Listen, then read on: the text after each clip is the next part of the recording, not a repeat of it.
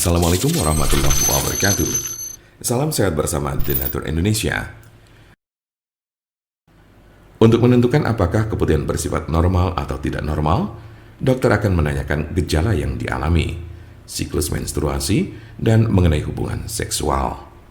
Selanjutnya, dokter akan melakukan pemeriksaan, terutama pemeriksaan panggul untuk memeriksa kondisi organ reproduksi wanita seperti vagina, serviks, dan rahim. Selain itu, dokter juga akan melakukan pemeriksaan terhadap cairan dari keputihan itu sendiri. Perubahan warna pada cairan keputihan ini dapat menjadi petunjuk bagi dokter untuk menentukan penyebabnya. Berikut penjelasannya. 1. Cairan berwarna coklat atau disertai bercak darah. Keputihan ini disebabkan oleh siklus menstruasi yang tidak teratur meskipun jarang terjadi.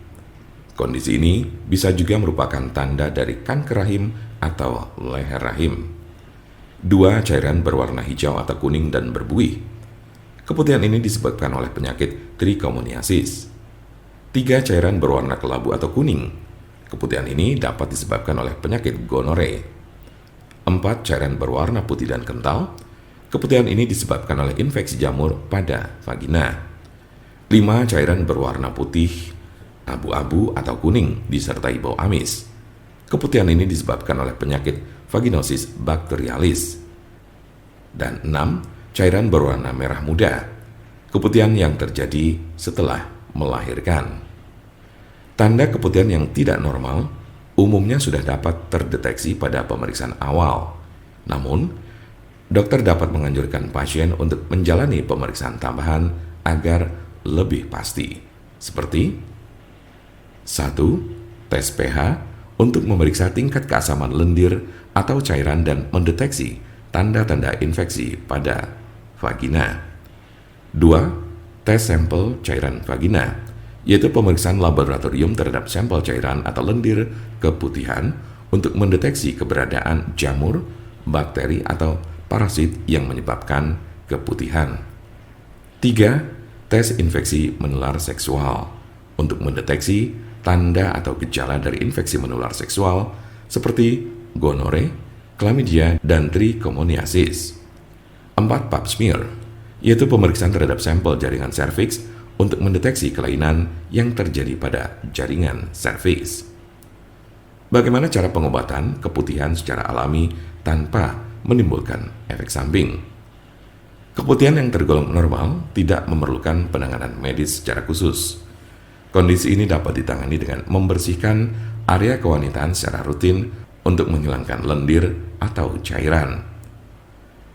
Sementara cara mengatasi keputihan yang tergolong abnormal dilakukan berdasarkan penyebab yang mendasari keputihan.